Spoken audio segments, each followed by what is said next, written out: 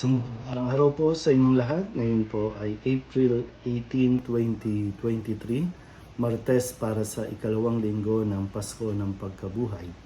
Ang ating pong unang pagbasa at pagninilay ay hinango sa mga gawa ng mga apostol, chapter 4, verses 23 to 27. Nagkaisa ang damdamit isipan ng lahat ng sumasampalataya at di itinuring ni numan na sarili niya ang kanyang mga ari-arian, kundi para sa lahat. Ang mga apostol ay patuloy na gumagawa ng kababalaghan at nagpapatotoo sa muling pagkabuhay ng Panginoong Hesus. At ibinuhos ng Diyos ang kanyang pagpapala sa kanilang lahat. Walang nagdarahop sa kanila, sapagkat ipinagbibili nila ang kanilang mga lupa o bahay, at ang pinagbilhan ay binibigay sa mga apostol. Ipinamamahagi naman ito ayon sa pangangailangan ng bawat isa. Gayon ang ginawa ni Jose, isang Levitang taga-Chipre, kaya't Bernabe ang itinaguri sa kanya ng mga apostol, ibig sabihin matulungin.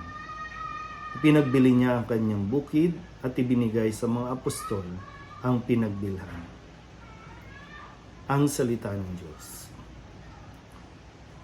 Muli po, isang mapagpalang araw sa inyong lahat. Tayo po ay napapatuloy pa rin sa pagdiriwang natin ng linggo ng Pasko ng Pagkabuhay. So, nasa ikalawang linggo na po tayo. At nawa, ang diwa ng Pasko ng Pagkabuhay ay patuloy natin maunawaan, maisabiwa at magkaroon tayo ng lakas ng loob na maisabuhay ito. May mga bagay na sa pagsunod kay Kristo, kapag tayo po ay nanalig sa Kanya, mayroong mga literal at liberal na pagsunod. Gaya ng ating pong naririnig sa kwento sa ating unang pagbasa, ang mga unang komunidad ay nagkakaisa ng kanilang damdamin, nagkakaisa sa pananampalataya at hindi itinuturing na ninuman na sarili niya ang mga ari-arian, maging ang lahat ng pag-aari o kayamanan nila. Lahat ay pinagbibili at ang pinagbilhan ay binabahagi ayon sa pangangailangan ng bawat isa. Kaya nga nitong nakalipas ng 2 taon, ng kasagsagan po ng COVID ay lumitaw din ang napakagandang mensahe. Nung tayo po ay natutong magbayanihan, ang COVID na naranasan natin ay hindi lang basta pangit na pangyayari, kundi ito ay naglabas din ng mga kabutihan sa bawat isa. Kaya nga nagkaroon tayo ng mga community pantry. At ang slogan na madalas natin naririnig ay magbigay ayon sa kakayahan at kumuha ayon sa pangangailangan. Ito yung diwa na natutunan natin mga panahon ng COVID. At ngayong Pasko ng Pagkabuhay, ito pa rin naman yung diwa na ipinapaalala sa atin na patuloy nating maisabuhay. Yung bang matuto tayong maging matulungin. Ang lahat po ay nakatanggap, ang lahat ay binigyan ng Diyos. At walang dahilan para hindi po tayo tumulong sa iba. Siyempre, ang lahat po ay inihiling. Ang lahat ay tinatawag na tumulong. Hindi lang basta maging umasa na tulungan, kundi magsumikap na makatulong. Magkaiba rin kasi po yung may mga tao po na nasasanay na lang na umaasa sa iba, na hindi na nagpapagod, hindi na nagtatrabaho kasi nga alam nila na mayroong aasahan, alam nila na may tutulong. So, sana mas makita din natin yung panawagan na tayo naman ay makapagbigay din. Tayo naman ay makatulong din.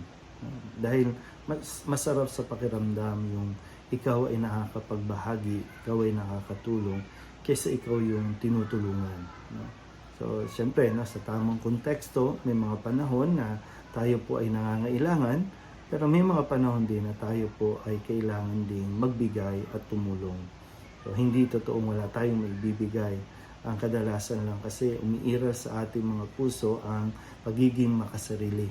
Kaya, pag gano'n na ang umiiral, nagiging mas madamot na tayo sa ating kapwa. So, ito lagi, no? Kaya nga ang diwa din ng pagkabuhay, no, na nakita natin kay Jesus ay hindi ang tungkol sa kanyang sarili, ang kanyang inisip, kundi ang kapakanan at kaligtasan ng sanlibutan. No? Kaya niya hinayaan o kaya hinayaan ng Diyos na maranasan ito ni Jesus, no? Hanggang ipako sa krus.